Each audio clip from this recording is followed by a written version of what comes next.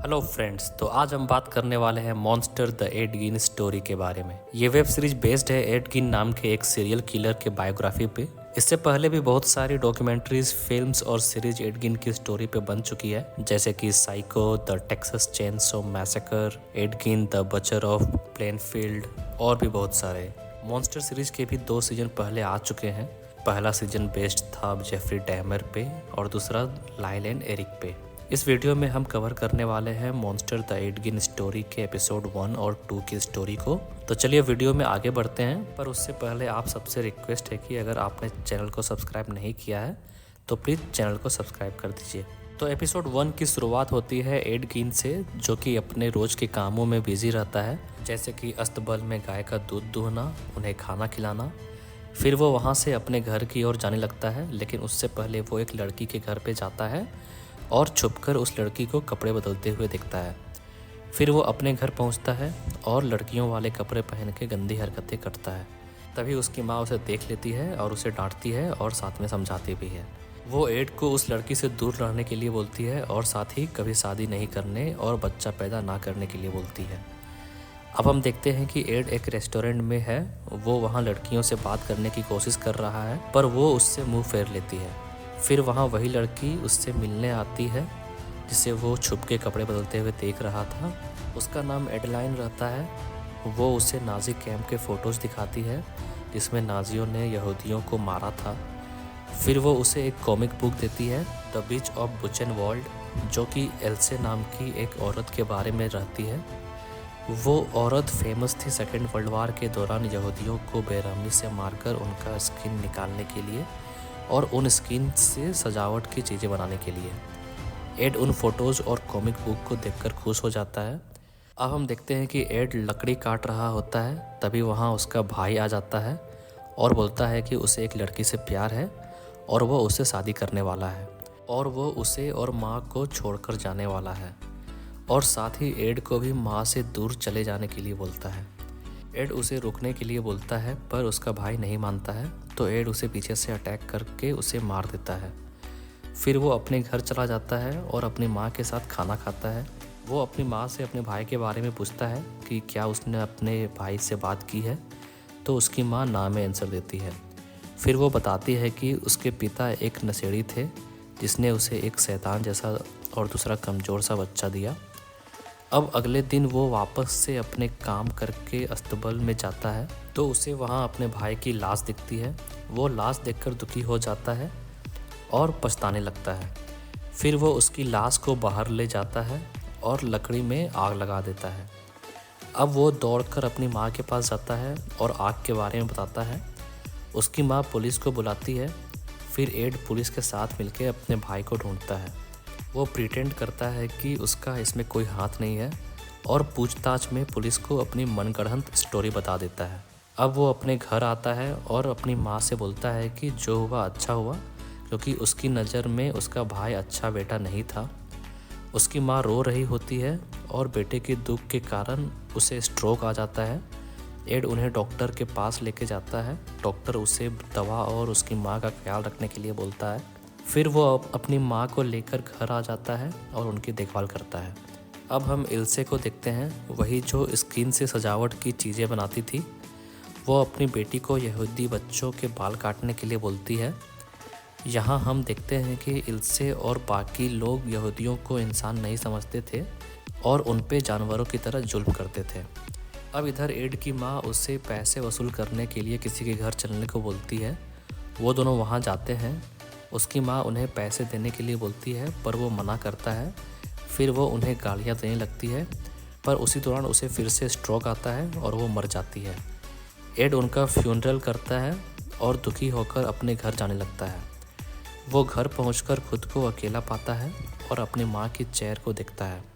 फिर वो उस चेयर पे बैठता है, पर तभी उसे अपनी माँ की आवाज़ सुनाई देती है और वो घबरा जाता है। अगले दिन वो फिर से अपने रोज़ के काम करता है और काम करके अपने घर आता है और खाना खाता है। खाते हुए उसे कुछ ख्याल आता है। फिर वो अपनी माँ की अंडरवियर लेके गलत काम करने लगता है। तभी वो फिर से अपनी माँ की आवाज़ सुनता है, जिसमें उसकी माँ बोलती है कि वो उसे वापस ला सकता है। अब वो शमशान जाता है और अपनी माँ की ग्रेवयार्ड को खोदने लगता है, पर उसे उसकी माँ की लाश नहीं मिलती है। वो निराश हो जाता है, पर फिर उसकी माँ बोलती है कि उसके बगल वाले औरत की ग्रेवयार्ड को खोदो। वो उसे खोदता है और लाश को निकालकर अपने घर ले आता है। अब एपिसोड 2 में हम देखते हैं कि एड बर्फ पे ट्रैक्टर चला रहा होता है, फिर वो रुक जाता है। तभी वहाँ एक यहूदी भागते हुए पार होता है। फिर बहुत सारे यहूदी उसकी ओर आते हैं। एड भी उनके साथ भागने लगता है और अपने घर जाके छिप जाता है। वो सभी उसके घर को घेर के अंदर आने की कोशिश करते हैं। फिर डर के एड अपनी गन निकाल लेता है। तभी उसकी माँ की आवाज़ उसे सुनाई देती है और बोलती है कि यहाँ कोई नहीं है। फिर सब कुछ शांत हो जाता है। अब हम देखते हैं कि 1959 में कुछ लोग एड के बारे में बात करते हैं। वो बोलते हैं कि एड स्किज़ोफ्रेनिक था और उसे ये बीमारी तब लगी जब उसने नाजियों के भयानक काम के फ़ोटोज़ देखे थे, और अगर वो उन फ़ोटोज़ को नहीं देखता तो शायद वो एक नॉर्मल इंसान रहता। फ़ोटोज़ देखने के बाद एड उन भयानक कामों को नॉर्मल समझने लगा और उसके लिए वो सारे मर्डर बिल्कुल नॉर्मल थे। वो सब एक्चुअली में एक मूवी जिसका नाम साइको था उस पर काम कर रहे थे। फिर वो एड के बचपन के बारे में बात करते हैं कि जब वो बच्चा था तो उसने वर्ल्ड वार देखा था। उससे बचपन से ही क्राइम स्टोरी में इंटरेस्टेड थी और बड़े होते होते वो एक्चुअल क्राइम की स्टोरी में इंटरेस्ट लेने लगा, वैसे स्टोरी जिनमें मर्डर और उसके साथ सेक्स भी होते थे। फिर वो बात करते हैं कि एड अपना काम करने के बाद उनके हड्डियों को दफना देता था, लेकिन उससे पहले उनका स्किन निकाल लेता था। वो ऐसे काम बोरिक एसिड की हेल्प से करता था। फिर हमें पता चलता है कि उसने ये सब इल्सा की कॉमिक बुक से इंस्पायर होकर सीखा था। वो इल्सा की कामों को अपने रोज़ की ज़िंदगी का हिस्सा बनाना चाहता था, इसलिए उसने इतने सारे भयानक काम को अंजाम दिया था। फिर हम देखते हैं कि एड अपने घर में खाना खाने के लिए अपना फेवरेट कटोरा ढूंढ रहा होता है। खाते हुए वो अपनी माँ से बात करता है, जिसमें उसकी माँ उसे गंदे से रहने के लिए डांट लगाती है और एडलाइन से दूर रहने के लिए बोलती है। अब एड एडलाइन के साथ स्केटिंग कर रहा होता है। एडलाइन उसे अपने ड्रीम के बारे में बताती है। वो बोलती है कि वो न्यूयॉर्क जाकर एक क्राइम रिपोर्टर बनना चाहती है। फिर वो बोलती है कि उसे डेड बॉडीज़ देखना पसंद है और ख़ासकर ताज़ा डेड बॉडीज़। एड उसकी बातों को सुनकर खुश हो जाता है और उसे इल्से की कटोरे वाले बात को बताता है। वो बोलता है कि उसने भी वैसा ही कटोरा बनाया है। एडलाइन उसकी बातों पे यकीन नहीं करती है, तो एड उसे अपने घर ले जाता है। वो अपने घर पहुंचता है और विंडो पे अपनी माँ को देखकर हाय करता है, पर एडलाइन देखती है कि वहाँ कोई नहीं है। अब वो अंदर जाते हैं, वहाँ पूरा अंधेरा रहता है। फिर एड लैंप जलाता है और रूम में लाइट करता है।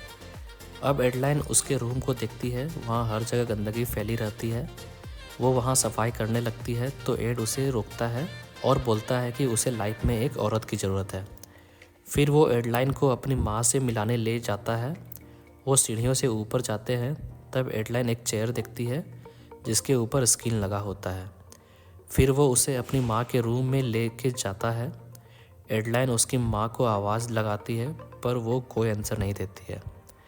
अब बार बार आवाज़ देने पे भी कोई आंसर नहीं मिलने पे एडलाइन घबरा जाती है और वहाँ से जाने लगती है।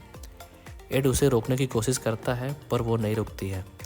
अब एड अपनी माँ पे गुस्सा करता है और उनके साथ बहस करता है। फिर वो अपनी गन लेके एक बार में जाता है और वहाँ बार वाली औरत के साथ अपना दुख शेयर करता है। अब वो दोनों बातें करते हैं और बातों ही बातों में एड उससे गुस्सा हो जाता है। वो एड को वहाँ से जाने के लिए बोलती है। फिर एड बाथरूम जाता है। वहाँ से आते ही देखता है कि वहाँ बार में पार्टी चल रही है और इल्से को भी देखता है। वो ये सब एक्चुअली में एज्यूम कर रहा होता है। तभी वो उस पार्टी में उसी बार वाली को देखता है और उसे गोली मार देता है और उसकी लाश को ठिकाने लगा देता है। अब हम देखते हैं कि एंथनी नाम का एक कैरेक्टर एड गीन की रोल की एक्टिंग के लिए खुद को एड जैसा बनाने की कोशिश करता है, पर उसका दोस्त उसे नाखुश हो जाता है। अब एंथनी डायरेक्टर के साथ सेट पे जाता है।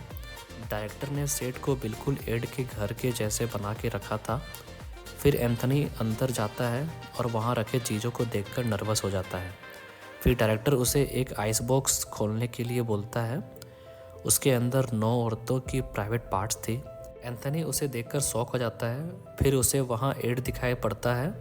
वो देखता है कि एड स्किन्स को फर्नीचर में लगा रहा है। वो एड को रोकने की कोशिश करता है पर एड उस पर हावी हो जाता है।